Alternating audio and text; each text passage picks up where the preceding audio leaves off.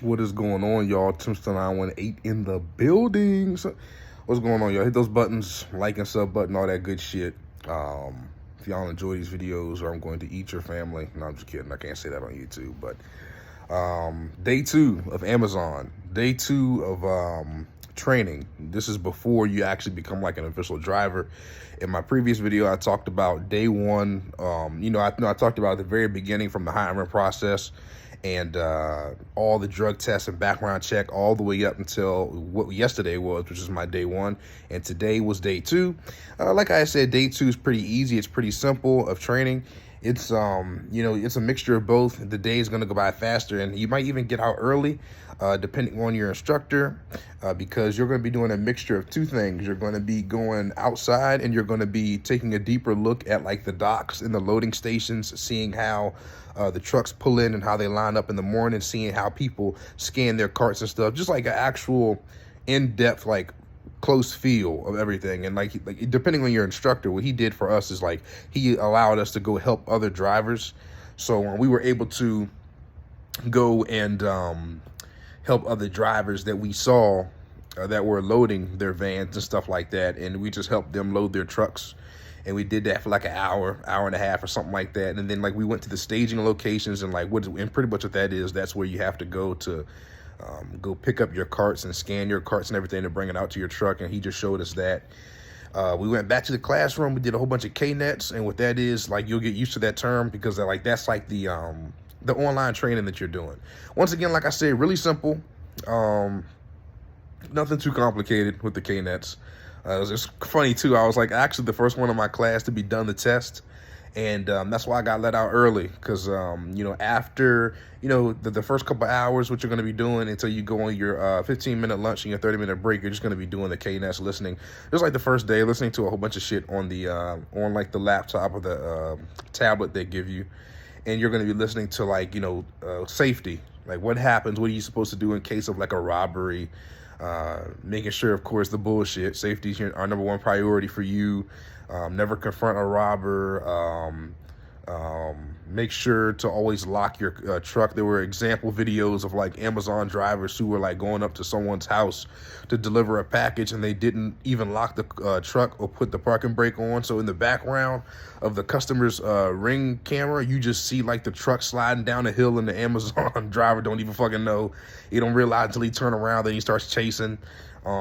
Amazon drivers trying to chase after robbers that got in the truck, and they're already halfway down the road. Just a whole bunch of like safety things. Like, and the questions on the test are just as simple. Like, so what are you supposed to do if you're about to get robbed? A, do you try to fight the robber in jujitsu? B, do you sit there and give him packages and let him do whatever he wants and go the hell away? Or C, do you run into the customer's house? Like it's some crazy ass shit, right? And obviously that's B, but it's like it's some goofy questions. Like the questions are simple, it's easy, and yeah, we were let out 2 hours early today. Normally we get off at like 4. We got off. I got off at 2. He had told me once I was done, I was able to just walk out. Like everybody else was still there taking a test. I just left. But after you take the K-nets, like I said, you watch like an hour, a couple hours worth of videos. You take the final exam. You answer those questions. And then we did 2 more activities. We went back into the warehouse part, right? And he gave us these boxes. And he told us, like, it's kind of like a trick question. He was like, oh, so how are you supposed to organize these boxes? Going ahead, and there were the totes, which is like the big bags that have the smaller boxes in them. And he was just like, if you were going to organize these on a shelf, how would you do it if you were going to organize it on a shelf in your truck? And like, everyone took out the boxes, and we all did it right, but we did it wrong because you took them out. You're supposed to like do it from like the numbers, and they'll teach you this. They'll teach you all of this on day 1. Like you're supposed to organize it by like the last 2 numbers, like 1A, 2A, 3A, 1B, 2B, 1C, and supposed to just organize it by number and letter. And he was like, well, technically y'all are all wrong, because even though you labeled it right, if these were overflow, they're not. Overflow is like big packages that don't go in like the tote boxes. They're like the 25 to 50 pound boxes that you're gonna be delivering, right? And he was just like, you don't organize the smaller ones in your bag. You always organize just the big ones. That, and then we had like the inspection, right? So on on the first day, they're gonna be talking about your inspection for your truck. And there's like this long fucking list. You got like a piece of paper that's like 2 or 3 pages long. And realistically speaking, like I said, 99% of this shit Amazon is doing to cover their own ass. Like, you're not going to be doing this for real. Like in the amount of time, you're not going to spend that amount of time actually going through this entire checklist. You're going to get out of your truck. You're going to go around the truck like once or twice. You're just going to make sure that all the basics are working. The tires look good. There's no leaking shit under the truck. Your headlights are fine. Hazards work. Horn works.